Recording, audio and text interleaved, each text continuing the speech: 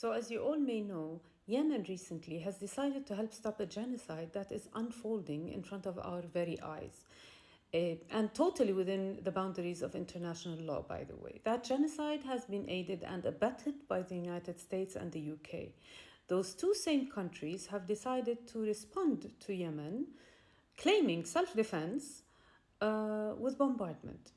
So that triggered my memories, you know, my learned memories, my living memories, and I started compiling like a narrative of the impact of the Western hegemony on the Arab world, and I decided to share it with you. So let's start by chronology, as always, and we start with North Africa. North Africa fell into the occupation as of the 1830s. The earliest was the 1830s, Algiers, occupied by the French. Morocco followed, Tunis followed, Libya followed to be occupied by the Italians.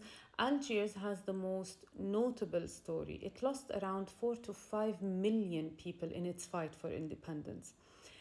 If you're interested in learning more about Algiers, you can Google the history of its occupation. It's bloody, it's horrible.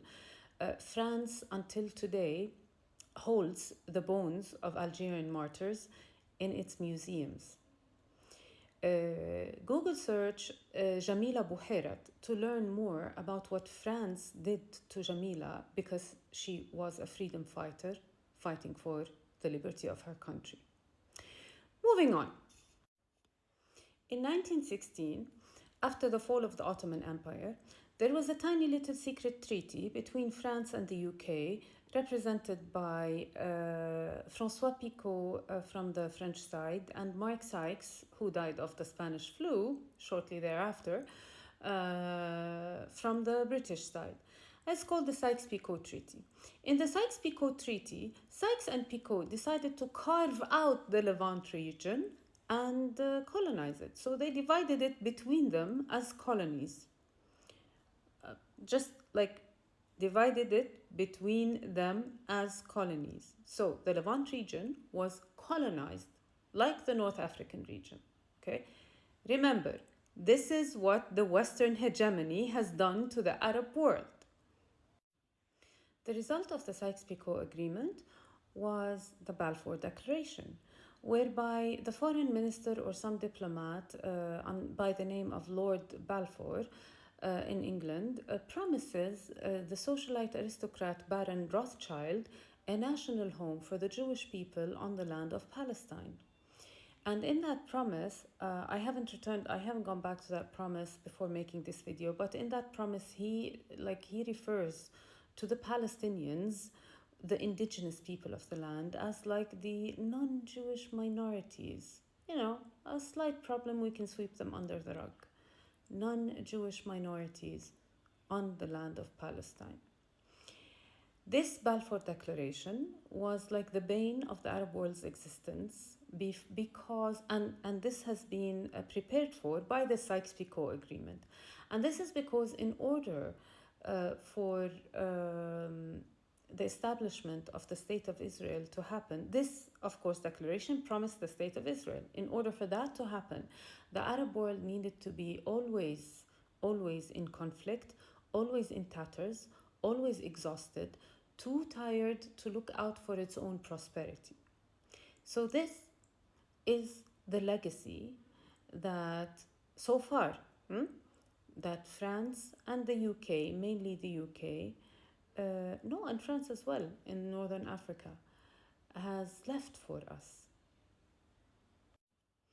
After the Balfour Declaration comes a wave of like colonization. The Arab world was colonized. You see how Africa was colonized? The Arab world was as colonized, like British and French colonialism. At its best, they were sucking the Arab world dry. Okay, until the mid-40s to mid-50s. In the Gulf region, it was the mid-70s. The Arab world was officially colonies of the white French and British Americans, British people. Post-World War II, the British and the French were replaced with the Americans, who continued this colonization in softer ways, equally undermining and equally destructive. So in 1948 was the Nakba, which is the establishment of the State of Israel on the bones and the blood and the sweat and the tears and the soil of the land of Palestine, and at the cost of the displacement of 800 Palestinians driven away from their homes by force. Then in 1967 comes the Naksa, which is the occupation of the West Bank and Gaza, and the occupation of entire Palestine against the United Nations resolutions, and the displacement of 50,000 further or more maybe Palestinians forcibly from their homes.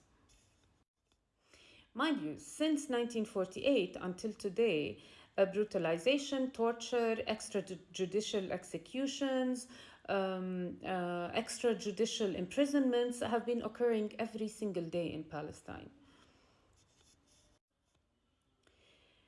Because of the USA's extreme expansion or stretching itself thin in the war of Vietnam, the dollar lost its appropriate backing in gold. Okay, so they had to find another way in order to back up the dollar, in order so that they will not lose the US hegemony in the world. And here comes the petrodollar. They managed to strike a deal with Saudi Arabia to only sell the dollar across the entire world, the petrol across the entire world in dollars. And this is how the USA regained its hegemony in the world, because of the petrodollar until today. Okay? Mind you, Saudi Arabia is an Arab country. The oil countries are mostly Arab countries. So in order for the petrodollar to prevail, the US thumb needs to remain in our necks here, choking us. Otherwise, it's natural that every people will look for their own interest and their own prosperity. And ever since 1948, and even before, ever since the Sykes-Picot Agreement, the Arabs have been kept in tatters, kept exhausted, kept unable to build up properly, sufficiently, and to their own liking. And this kept on going after the petrodollar establishment. In 1979, Iraq showed promise to be a strong country. So America triggered Iran against it. And the Iran-Iraq war happened. So America created the difference between Iraq and Iran. And that war happened, leaving both countries exhausted. In 1990, America convinced Saddam Hussein to invade Kuwait, thereby triggering the first Gulf War that left Iraq even more exhausted. Of course, needless to say that after the first Desert Storm, Iraq was under embargo. Even Jordan was under embargo for 7 to 8 years. Then in 1993, Oslo comes. Oslo is the peace accord whereby the Palestinians were promised semi-self-rule on islets in the West Bank and the Gaza Strip, without any clear road of how to establish a nation. The promise was to keep talking about establishing a state. Then you have the 2003 Iraq War, whereby Iraq was completely destroyed. And then you have the Arab Spring, which by Hillary Clinton's own admission was organized for the Arab world, because they had to keep it destabilized and screwed up. So the Arab Spring happened. Egypt was almost destabilized in the Arab Spring. Syria was almost destabilized and still are both suffering from the impact of that Arab Spring. And we have the inception of ISIS, whose leader turns out to have been a Mossad-trained operative. We in the Arab world remember, we know, we see you for who you are. Please share this video. God protect Yemen and free Palestine.